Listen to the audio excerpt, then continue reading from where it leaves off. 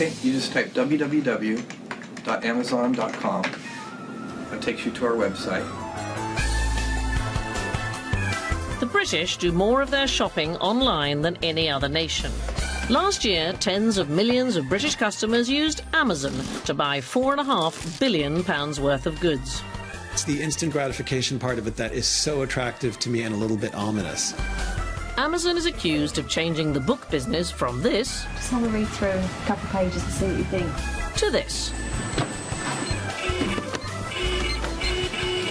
Amazon's ambitions now stretch way beyond books. We're about to leave for Afghanistan.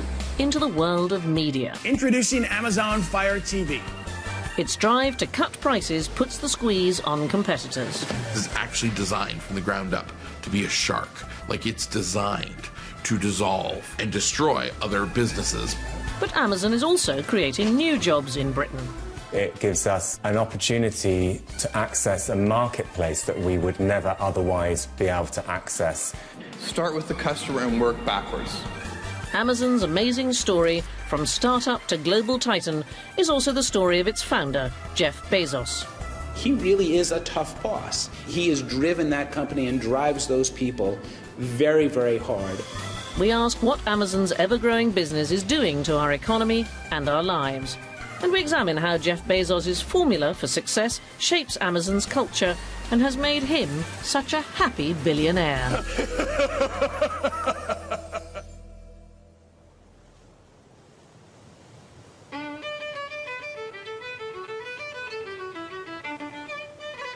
There aren't many places where Amazon doesn't reach these days. In fact, the more remote the spot, the more difference it's made to people's lives. Online retailing really opens up the world to us. You can't buy a rowing machine in John O'Groats, but Fred Fermors arrived the day after he ordered it on Amazon. Although we live in quite a remote area, we still have the same choice as someone walking down Oxford Street in London. Across town at the hotel, the darts team's shirts also came from Amazon, ordered by the manager, Andrew Mowat. See, look at that bullseye. Before companies like Amazon or even internet, it was a lot more difficult for us to get things here. We maybe do a 20-mile trip to Wicker Thurso, or even worse than that, a 120-mile trip to Inverness. John O'Groats has one shop. The locals still use it, but it's never going to have all the things they can find when they're back home looking online. What's a chap to do if he needs a fancy dress costume? Oh, yes. Or even a special kind of mop for the family ferry business. The convenience is irresistible. Then at the click of a button, you can buy it, and basically it's here the next day. You don't have to live in John O'Groats to feel the lure of Amazon. We asked teacher Melanie Collins to run an experiment with her London class. Year 6, I'm going to write a word on the board, and I want you to think about the first thing that pops into your head. What does this word mean? 20 years ago, there was just one answer. I'm going to show you 2 pictures up on the board, and you're going to put your counters underneath what you thought of first.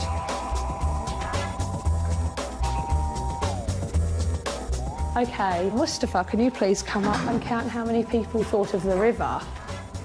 8. 8 people. OK, thank you. The mighty river never really stood a chance. 14 people. OK, have a seat, please.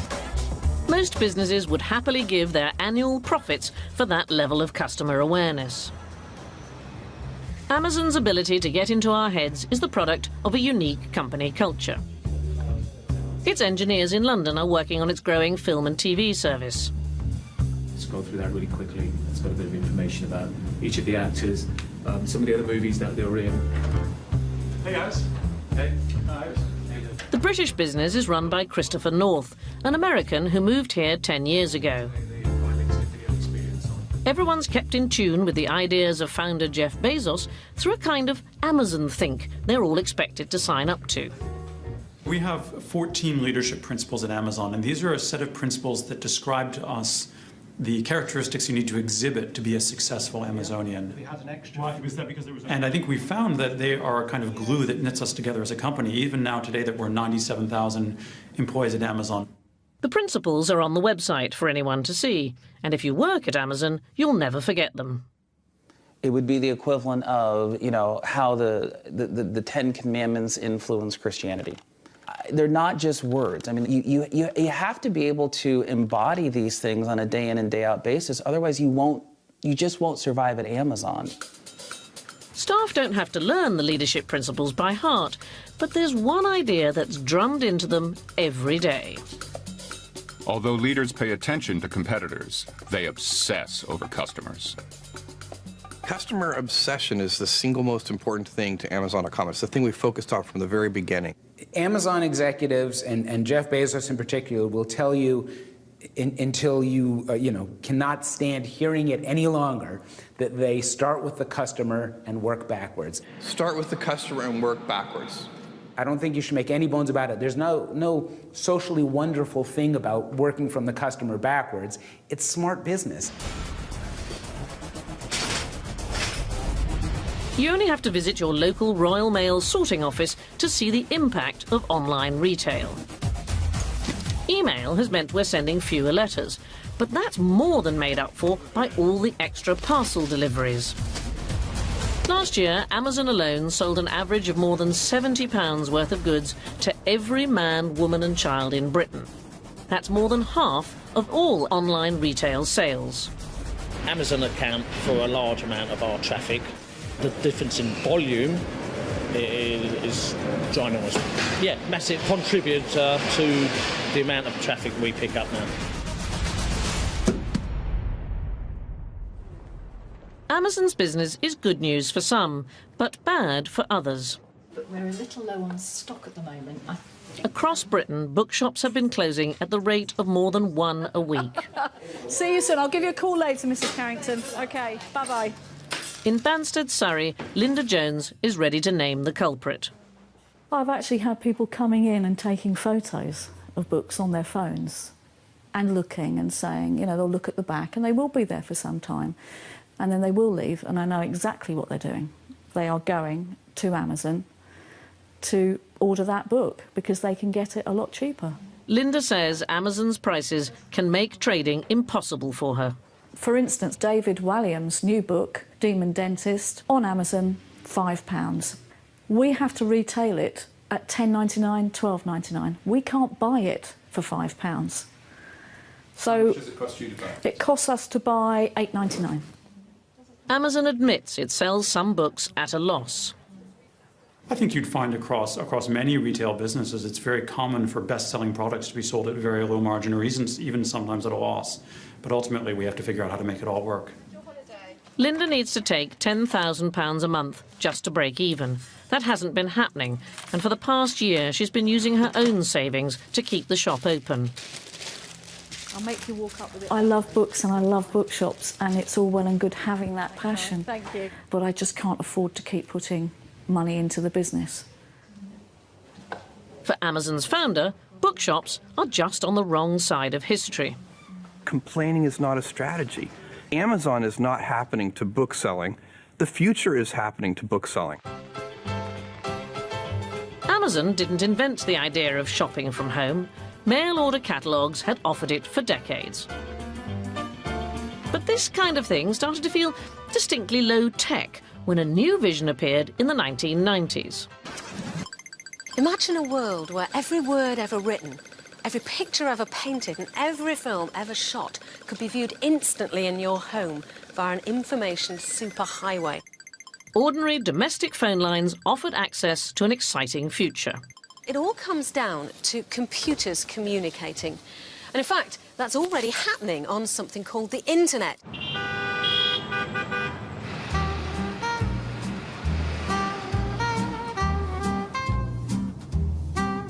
The Internet was already a hot topic in New York in the early 90s. It had caught the attention of a young Jeff Bezos. The wake-up call was seeing web usage grow at 2,300% a year. Back then, Bezos was a bright 20-something computer science graduate rising through the ranks of a Wall Street firm which was pioneering computer-based trading. There was plenty of talk about what the internet might mean for business. In 1994, there was this idea that maybe the internet's going to be powerful enough that you can use it to create a kind of intermediary between customers, shoppers, and manufacturers. Well, that was a very vague idea, but Jeff had this notion that maybe if you focused it in one product category, on the internet you can offer everything. The question was, what's the first best product to sell online? I made a list of 20 different products and sort of force ranked them according to several different criteria, and ultimately picked books. Bezos was already married to Mackenzie Tuttle, who he'd met at work. But their domestic routine was about to be disrupted. He wanted to break away from the investment firm, roll up his sleeves, and build a business. The Bezoses packed up their apartment and left New York behind. He was in such a hurry that he hired a removal truck. He told them to drive west, and that he would get started and call them in a couple of days and tell them where exactly on the West Coast they should go. Once, young men were told to go west in search of gold or land, but in the 90s they went west in search of geeks. Bill Gates' Microsoft dominated the new world of personal computers from his hometown of Seattle, Washington. So there was plenty of tech talent around, and Bezos sent the removal truck there. Also heading to Seattle from California was an experienced programmer, Shel Caffin, Amazon's first employee. First, we had to buy some computers and software.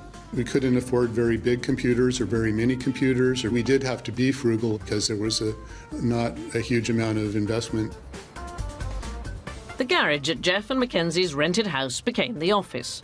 Bezos insisted on getting desks made from doors to save money. It's become part of Amazon mythology, the original example of another of those leadership principles, frugality. We try not to spend money on things that don't matter to customers.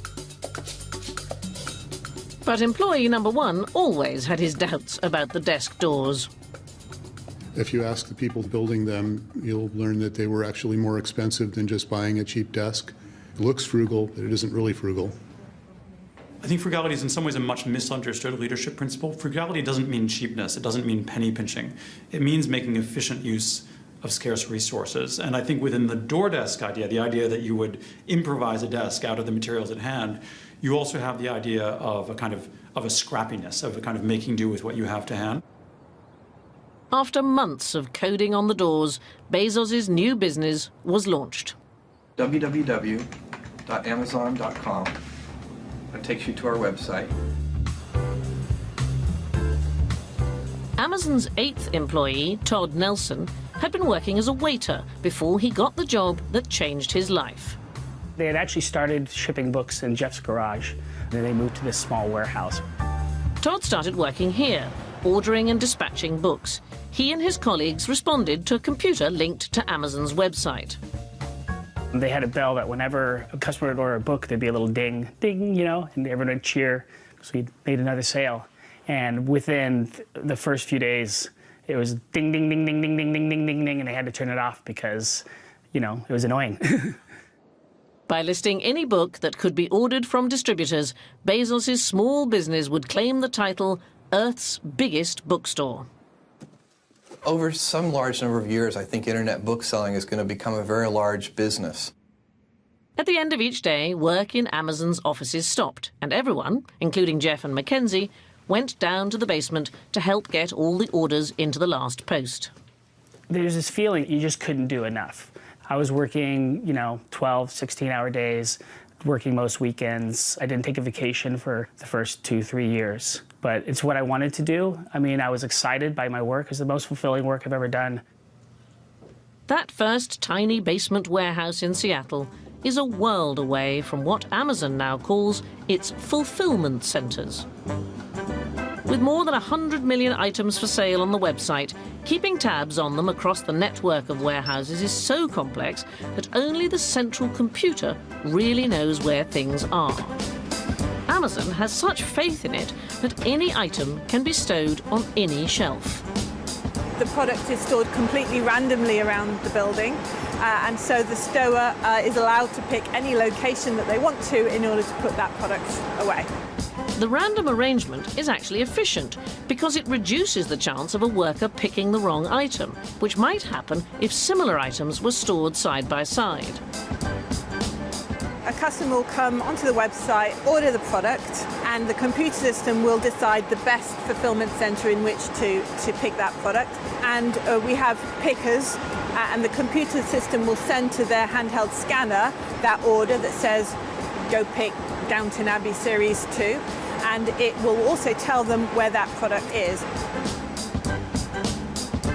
The ordering process is almost completely automated, but only a human being can walk down an aisle and tell the difference between an icing bag and a cuddly toy. They will scan the product, and then the computer system knows that that product has moved from the shelf into the text. Because the computer knows how big things are, it even tells the packers what size box to use for each item.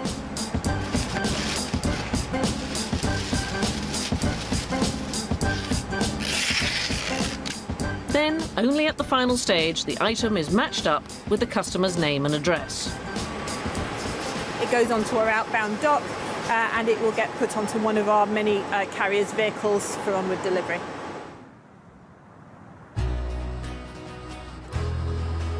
Back in John O'Groats, there's a new van load of online purchases.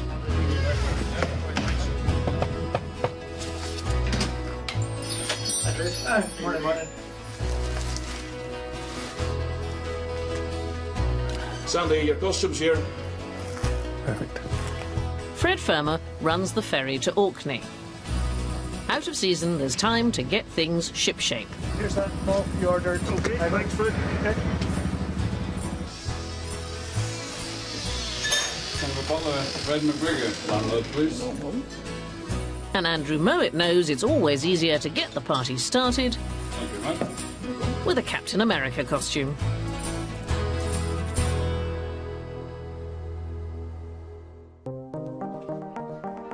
Bezos was picky about who joined Amazon. He originally interviewed everyone personally. James Marcus passed the test. He didn't overwhelm you in a sort of show-busy titan of business way, but he had a lot of brain power and a lot of focus. And, you know, after 10 or 15 minutes of talking to the guy, a certain kind of magnetism came into play, which was not traditional and was that much more persuasive, I think, because of it. Amazon was soon too big for everyone to meet Bezos, but new recruits were fired up in sessions about him and the company history. Even in the initial training, you talk about things that Jeff would like and things that Jeff wouldn't like. You learn his story, driving out in the sedan, being in the garage and like founding the company. People love a winner, and so just being on that team felt like something. It was the kind of job you could tell your future wife's relatives about, and they would be impressed.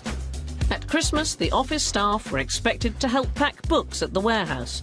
It gave them a rare insight into those much-discussed customers.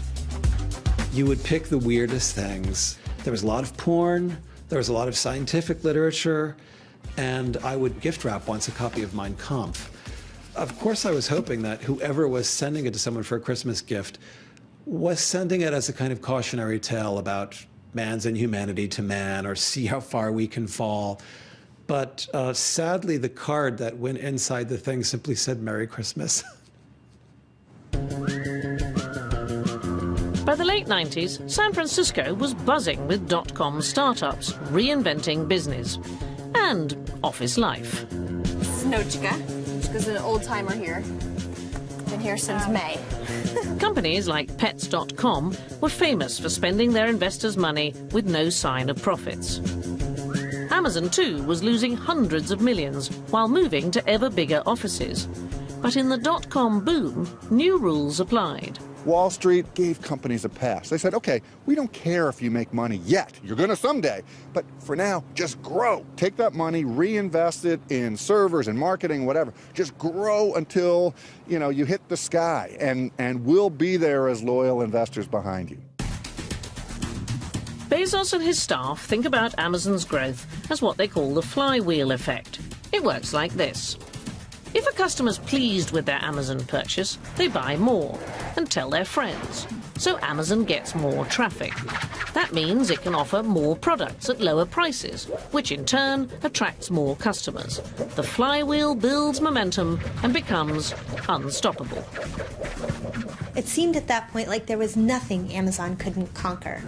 In 1997, Amazon floated on a rising stock market, only 2 years after it had opened for business. It was heady days for the internet, and the stock price did nothing but go up, up, up. Amazon's hard-working staff had all been given stock options when they joined.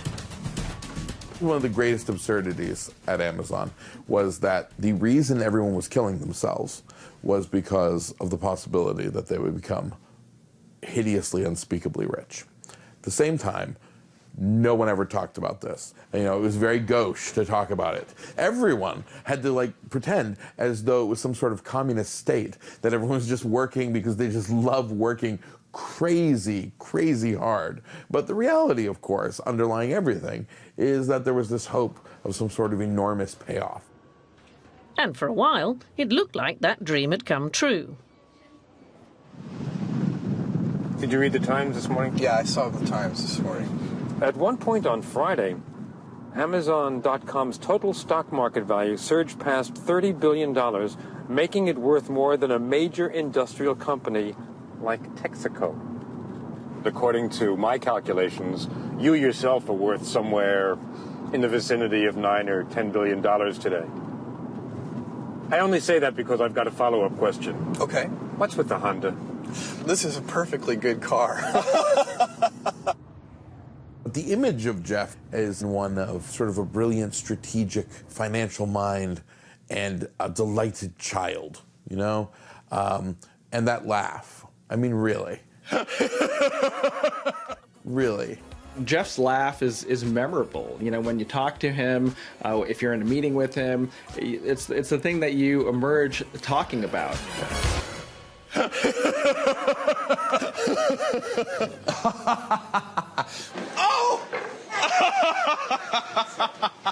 I loved the challenge of it when I was there, especially at the beginning, and I frankly loved Jeff too.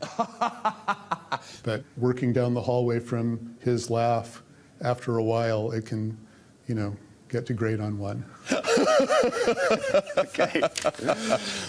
Thanks very much indeed. Thank you. In 1997, the internet was still a novelty for British business. Bothams have set up what's called a website. Back then, the new technology was much hyped, but didn't always deliver. The web promised universal access to information, but then in the early days it involved unplugging the telephone to use your dial-up modem and then have to wait many, many minutes before every page loaded. But it was still pretty exciting. Most big retailers didn't even have a website, but there were already other online booksellers competing with Amazon. Simon Murdoch was running a British site called Book Pages when he got a call from Seattle. Jeff Bezos got in touch and arranged to come to London. I think he talked to several businesses. He met us in a hotel in central London. Bezos said his staff in Seattle were already working on a UK version of Amazon, but Murdoch's book business created another possibility. The first discussions were coming here anyway. Would you like to be part of it, or would you like us to compete with you? Quite aggressive. Yes. A deal was done for Amazon to buy Murdoch's business and for Murdoch to become head of Amazon's UK operation.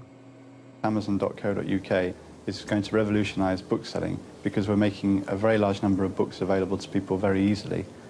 Initially, people were pretty nervous about online shopping, I think. The idea of putting your credit card details into a little box on screen was worrying. Hello, Amazon.com. This is Dion. How can I help you? At first, Amazon set up call centres to take down the credit card details of timid customers, but most soon got used to the online routine. Amazon helped encourage people to trust the actual process of just buying something online. Satisfied customers were persuaded to move from books to toys, CDs, videos, and more as Amazon expanded its range. We're trying to build a place where people can come to find and discover anything with a capital A that they might want to buy online. But anything? Anything. Amazon was becoming a giant retailer, but Bezos decided it could be a marketplace at the same time. That would be a way to spin Amazon's flywheel even faster. Bezos would get more value from both Amazon's website and its warehouses by offering outsiders the chance to sell their products on the website and use the warehouses to store and dispatch them. It's called Amazon Marketplace.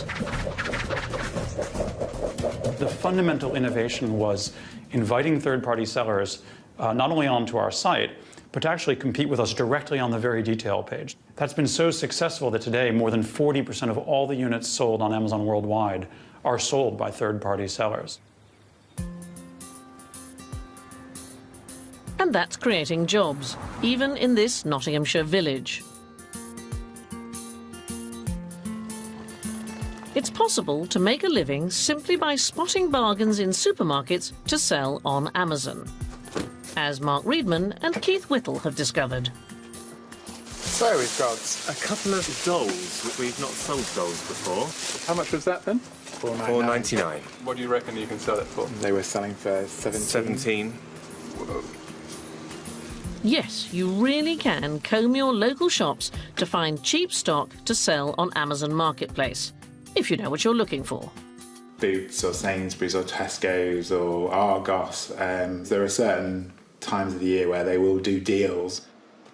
It sounds easy, but like Amazon itself, this is a tech business. They track prices using software.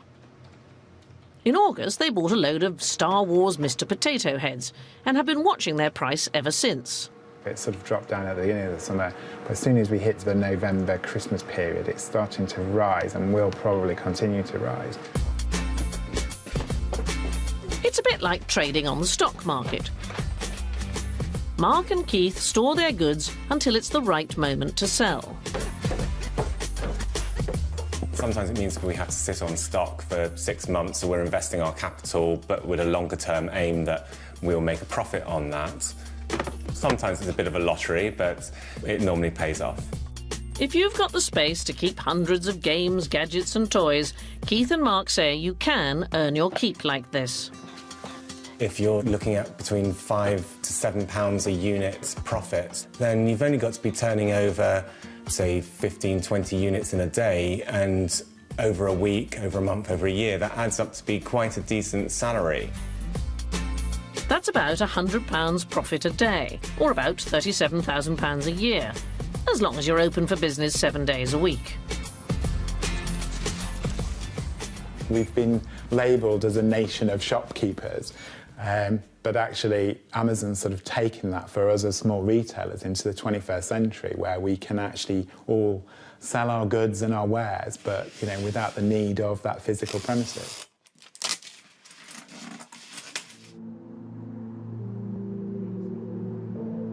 The internet has been the most hyped industry of the century, but now, as shares collapse, it could wreck the future for us all. The stock market couldn't rise forever. At the start of the new century, nervous investors started to panic. Well, all good parties come to an end. And so, bang, stocks would go from 50 to 5 in a month. And that was the end. Amazon staff, who'd watched with amazement as the stock price rose, now saw it lose 98% of its value. I lost millions of dollars of paper worth, and that's the way it goes. There's just no way around that. Only the very earliest joiners had enough share options to enjoy the rewards that everyone had been hoping for. Was it that you actually didn't need to work again? Yes. Yeah. I retired when I was 37. For less fortunate staff, there was a harsh new reality. Amazon.com, this is Lance. Instead of hiring, for the first time, Bezos was forced to lay people off. And he had to persuade those that remained that whatever Wall Street said, Amazon would continue to grow and would one day make money. Top executives from that time say frankly that there was nobody inside Amazon who believed that this would one day be a 50 billion, let alone a 100 billion revenue company. But they also say that Jeff never blinked once, that he has ice water running through his veins, and that he saw that internet shopping is convenient and prices can be lower when you centralize inventory, and he just refused to blink.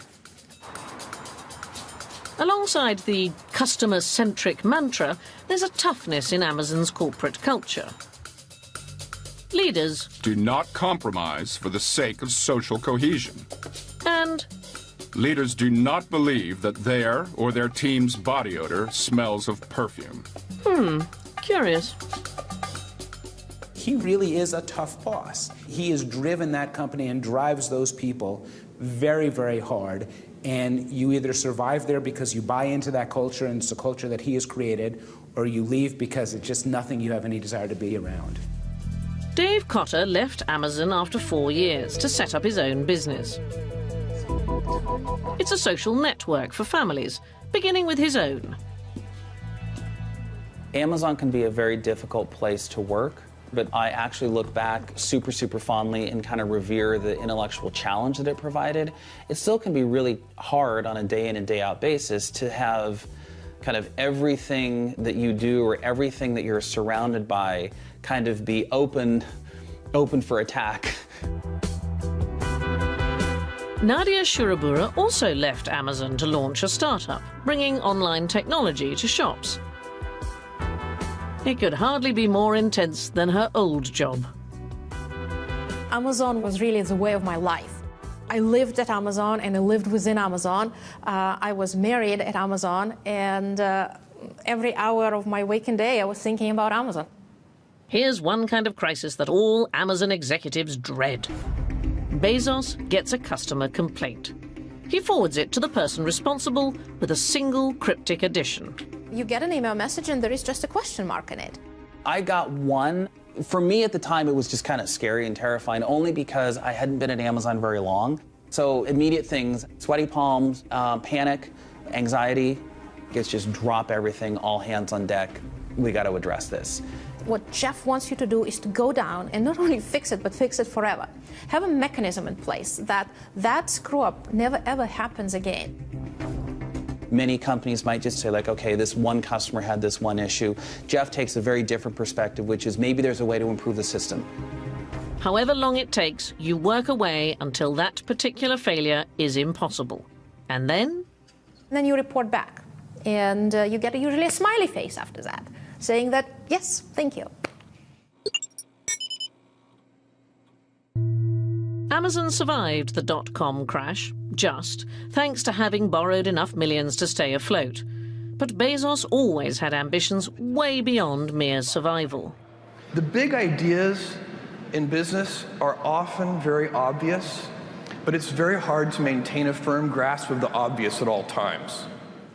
In the mid-2000s, Bezos set the company on a new path, using its existing assets to move beyond retail. Just as it had offered warehouse space to outside sellers, Amazon created a huge new business called Amazon Web Services, which rents out its computing power to outsiders. The company also drew on its techie expertise to create an e-reader, Amazon's first consumer product. Selling it direct to its customers made the flywheel spin even faster. The e-reader was created in a secretive Amazon lab in Silicon Valley. Amazon's new direction was a response to the success of Apple's iTunes played through its iPod. Jeff had seen what happened with music. We were buying our iPods, they were very pretty, but then what we were really buying was the music that went on top of them, the software. And Jeff said, well, I'm not going to let that happen to books. Books is our core business, it's central to us. I'm going to get ahead of that. And that's why he introduced the Kindle. So we would begin to buy our books, and now our movies and our other content on the Kindle. The first version of the Kindle was launched in 2007, looking a bit like the poor relation of an Apple product. But 2 years later, there was a new model that Bezos went out to sell. Very few technologies have a lifetime of 500 years. The physical book has had a great run. So that's it? Death of the physical book? I think there will always be books. It's not death. But if you look over, some period of time, it makes sense for it to continue to evolve. So if you believe, as I do, that long-form reading is important, then a device like Kindle is important because it makes that easier. The Kindle doesn't only let Amazon sell books electronically. It's created a publishing business too, because anyone can use it to upload their own writing. It's really democratizing the ability to start and grow a business as an author, turning authors, in a sense, into entrepreneurs. This couple have done well from Amazon's new self-publishing business. Nick Spalding worked as a press officer for the police, but he'd always wanted to be a writer. 3 years ago, he gave himself a final chance. I set myself the challenge to see if I could write an entire book in one sitting. So I sat down on a Saturday morning and just started writing. I had no idea how long I'd go for, but I managed 30 hours and had 50,000 words plus written at the end of it. After a bit of editing, Nick's book was ready for the world. He uploaded it to Amazon for sale to Kindle owners. If you've got all your ducks in a row before you sit down to do it, it takes 10 minutes. You need to give your book a price. If you keep it cheap, you'll sell more and earn 35% of the sales price. At some higher prices, you'll get a generous 70% in royalties. Click Save and Publish, and that is the end of the process. Initially, I was a little bit sceptical. Not that I doubted his writing ability, but as it was a new idea, I just wasn't sure how it was going to work. You sell one, you sell two, and it's a thrill. There's somebody you've never met, somebody you'll never meet, has bought your book and is potentially reading it right now. He would spend a lot of time in the evening checking his sales figures on the laptop, and I would be there sort of rolling my eyes as he go, "Oh, we sold another copy, I've sold another copy."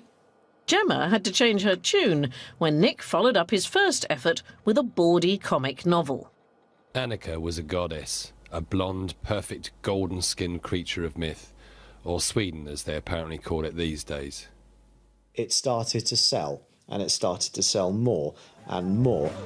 Sean thought I'd be the perfect candidate, given that he knew I was horrifically single. And for it to go up to 1,000 over the course of an afternoon was head-spinning, to be quite honest with you.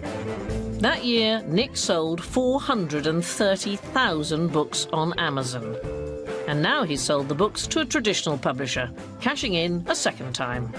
Yeah, it was a six-figure advance, which is a lot for a first-time author.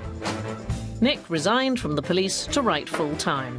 He and Gemma have already made use of his new earnings. I love Amazon. They've bought me a house.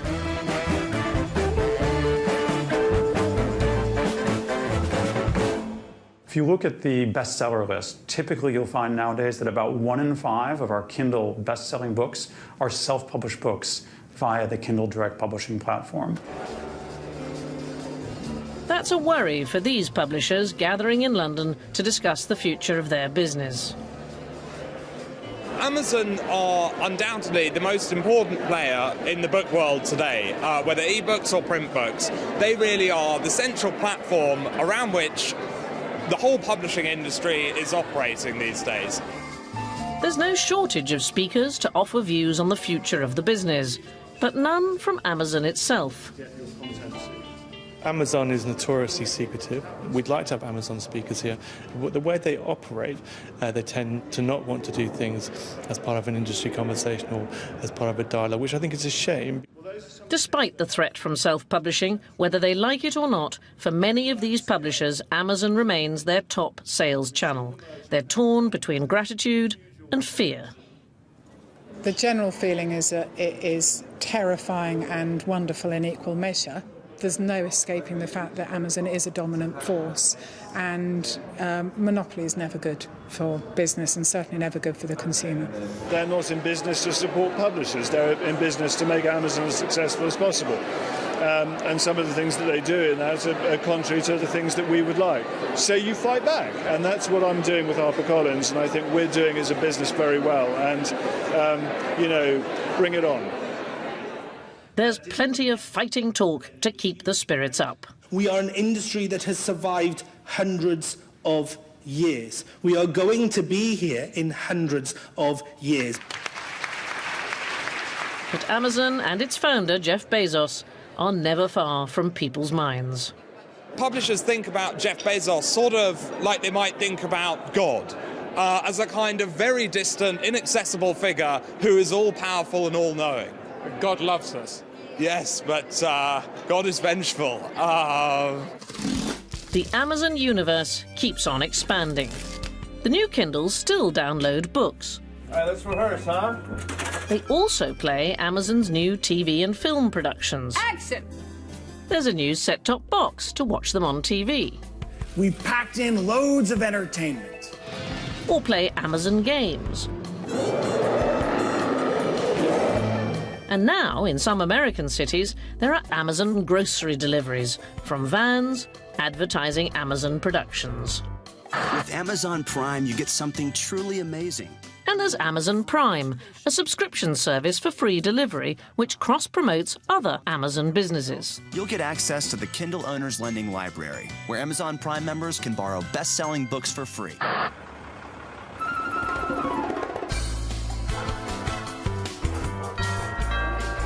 The Corelli family in Seattle live the complete Amazon lifestyle. All right, thank you. My parents always use for groceries and stuff, and sometimes if we're out of snacks for school, we ask, Mom, did you order Amazon? And she always, yep, it's on its way. They're fed, entertained, and provided with literature, toys, and almost anything they might want to buy, all by one company. Mom, who's this for? Everybody. With our hectic schedules and the kids with different activities, we always need things right away. Kind of on-demand shopping. It's just been really good service for us. The Corellis are living proof of the flywheel effect. Every Amazon service they use increases their use of the others. I have to say that Amazon Fresh, because I liked it so much, it made me want to use Amazon.com even more. And the family's media consumption centers on their membership of Amazon Prime. So you can watch movies if you're a Prime member, stream it to your devices, and also if you have a Kindle, you can borrow books if you have a Prime membership. You don't have to pay. Do you have Kindles? We do. We have 4. Well, there's different types of Kindles, like basic Kindle, Kindle Fire, which is basically like a mini iPad. For the Amazon generation, visiting shops is just a waste of time. It's a pain in the neck. You just go into a grocery store and you have to look for everything. Amazon, you just search it up with the press of a button. It's easier. Jeff Bezos isn't finished yet. Let me show you something. Oh, man. He recently revealed something on American TV that caught the imagination of the world. These are effectively drones, but there's no reason that they can't be used as delivery vehicles. Take a look up here so I can show you how it works. All right. We're talking about delivery here. We're talking about delivery. So there's an item going into the vehicle. I know this looks like science fiction. It's not. Wow. Amazon isn't claiming its drones will be operating anytime soon, but its eye-catching video just happened to be released ahead of Amazon's peak pre-Christmas sales period. Of course, this is a completely impractical way of actually delivering products, but it meant that everyone was talking about Amazon, and so people would go to the Amazon website and then buy stuff. It's only 20 years since Amazon sold its first book. Today, the company is valued at $170 billion, with an empire that caters for more and more of its customers' needs. But some of its early staff think it's getting too powerful. They're going to own the book. They're going to own the information that goes in the book. They're going to own the shipping. It's just, they can't own it all, you know? So I have mixed feelings sometimes about Amazon. Sometimes I feel like surely there are consumer items that I should simply go downstairs and buy from the store around the corner and not do the easy thing, which is find the laundry bags on Amazon and hit one click. You know, there's an element of guilt in there. Do you think you're turning us into lazy and perhaps slightly guilty consumers? No, I don't think so at all. I think that anything we can do to make consumers' lives easier, including in the shopping they need to do, is giving time and money back to consumers that they can spend doing something else. You can't actually have the company that Amazon is and have it care about what it's doing to the ecosystem, because it's actually designed from the ground up to be a shark. Like, it's designed to dissolve and destroy other businesses by like undercutting them.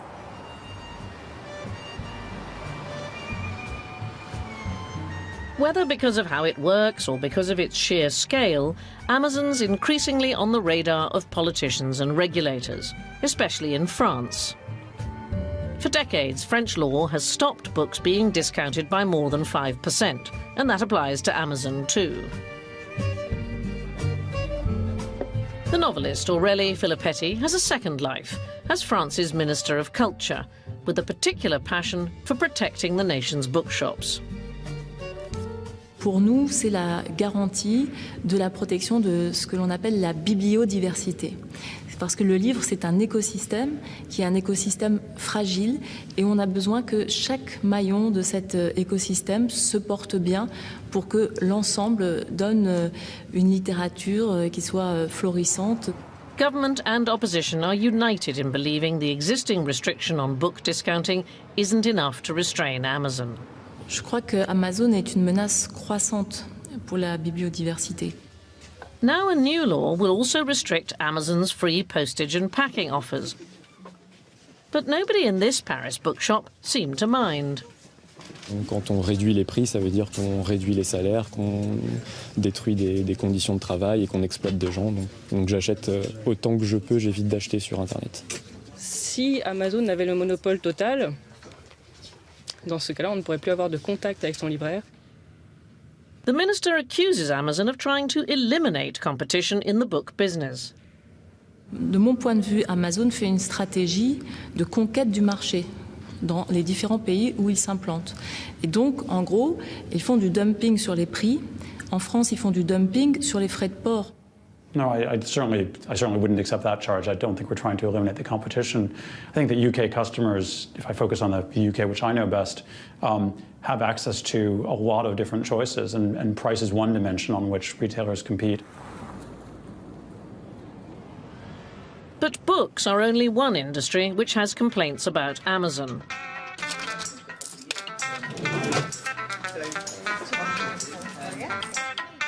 Mark Constantine's Lush shops sell soap and other products the company invents and manufactures from its headquarters in Poole, Dorset. Here's typical Honey I Wash the Kids. You can cut this, have whatever size you like. Made with English honey, beautiful smell. There are no Lush products on Amazon.co.uk because Lush decided it wanted to control all aspects of its retailing. What upset Constantine was what happened when customers tried to find them. When you type in Lush inside Amazon, you're then taken to products from a competitor, so similar products to our own, but they are not ours. Constantine was so incensed he took Amazon to court. They have traded off our name, they've then damaged our reputation, and then we lose business because the customer thinks that we are not providing the quality that they expect from us. Lush won its case. Amazon declined to comment but says it intends to appeal. But Constantine has a bigger objection to Amazon. While Lush employs people in its British factories and high street shops and pays corporate tax to the British government, Amazon's UK operations pay a lower rate of corporate tax through an Amazon subsidiary based in Luxembourg. It's saying to society, here's a marketplace, but we're not going to make a contribution to you financially, unlike other marketplaces like the High Street. We're going to reconfigure that, and this is our business model. So I think that that's a fundamental attack on society. The choice of having a single European headquarters has nothing to do with tax or anything else. It's simply the only way we could operate a business of this complexity and scale. For the choice to be in Luxembourg, tax was one consideration. The French are also concerned about Amazon's tax arrangements. En matière fiscale, il serait très utile de pouvoir avoir une stratégie européenne face à Amazon. Un petit peu partout maintenant en Europe, il y a une véritable exaspération qui monte face aux stratégies de prédation de cette très grande entreprise. What we've said very consistently is that we pay all of the taxes we are obligated to pay everywhere in the world, and we will always do so. However people may feel in Europe, back in Seattle, Amazon's tax affairs hardly raise an eyebrow. In the United States, tax avoidance is generally applauded. You know, this is a country that happened to throw a whole bunch of tea into the Boston Harbor when the British wanted to tax them on something that they thought was unfair. And so it is not surprising at all to, I think, most people who follow Amazon that it is doing what it can to pay as little in taxes as possible, both in the US and abroad. For a successful business, Amazon has one unusual feature. It doesn't actually make money. Well, we are a famously unprofitable company. Since its founding, Amazon's sales have grown spectacularly. But its profits have been minimal.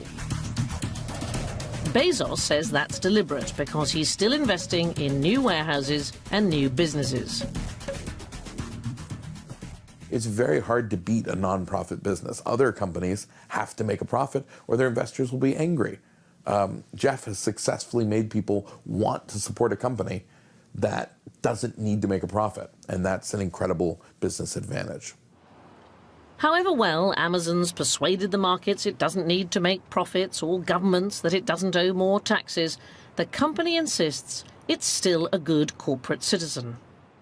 We've collected and remitted more than £1 billion of VAT on behalf of the Exchequer.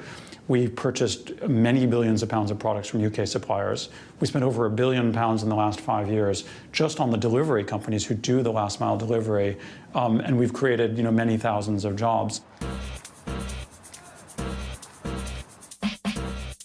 There are new jobs in this warehouse, which only exist because of Amazon. Awesome Books was started in a spare room in Reading just 7 years ago by Mubin Ahmed and his brother. For us, it was really just getting the supply, and almost Amazon could take care of the marketing and everything that would attract the sales that we needed. They get books from libraries, charities, publishers, anyone who wants to get rid of large numbers. The company's software tells its staff whether each book is worth listing on Amazon, keeping to sell elsewhere, or can only be thrown away. Awesome processes 18 million books a year and sells around 5 million to individual buyers, with Amazon the dominant outlet. Ultimately, we wouldn't exist without Amazon. And so our profits are their profits in a way, and it's only fair that we have that symbiotic relationship where as we grow, they grow. 200 new jobs have been created here. Mubin has adopted Amazon's customer-centric ideas. At the end of the day, the customer has dictated that online is more convenient and the price points are better for them, and so the market has to adjust.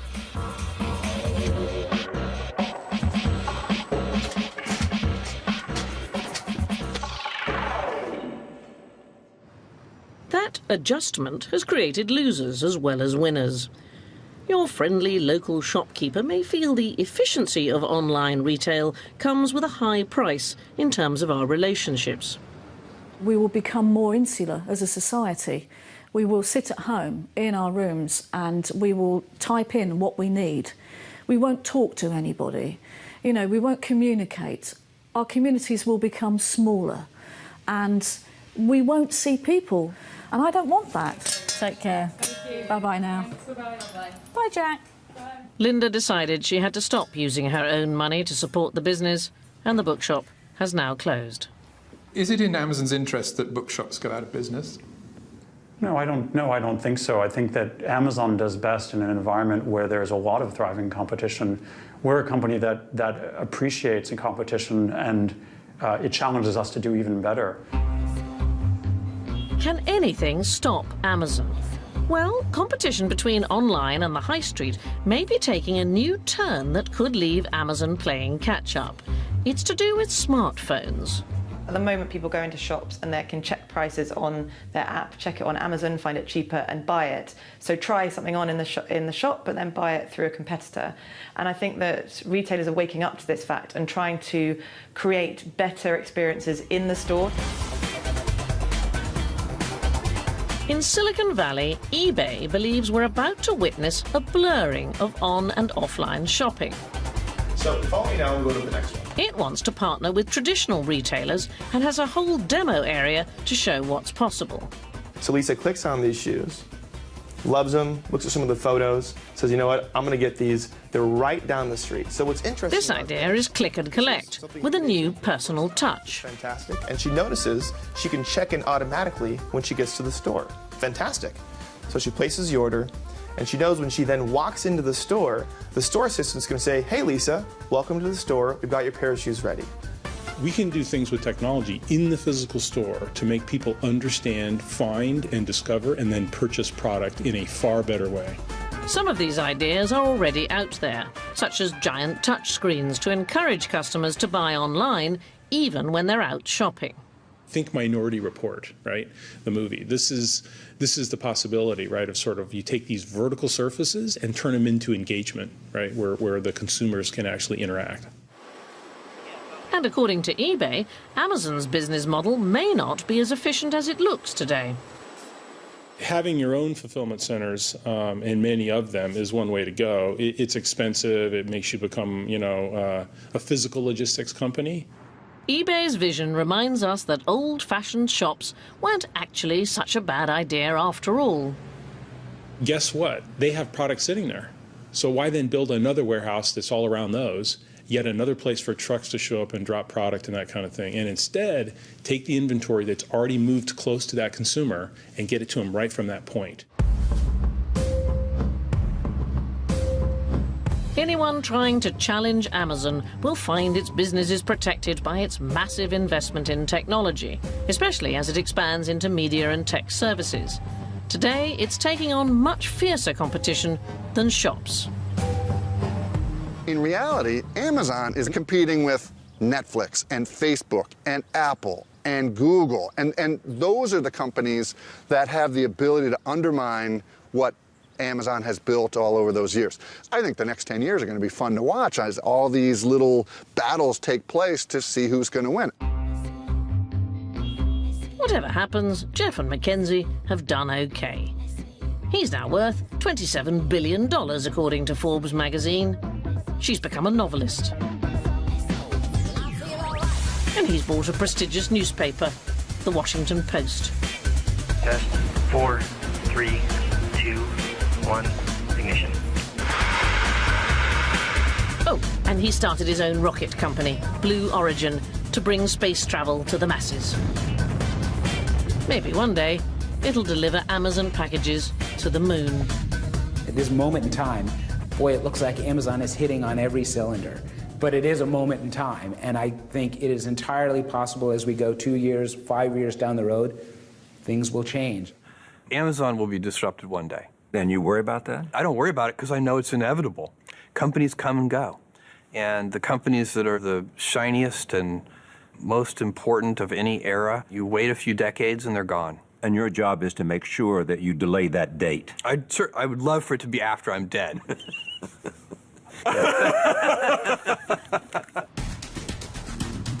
The Open University delves further into how businesses like Amazon continue to boom. To discover more, go to bbc.co.uk/businessboomers and follow the links to the Open University, where you can also take part in an online survey.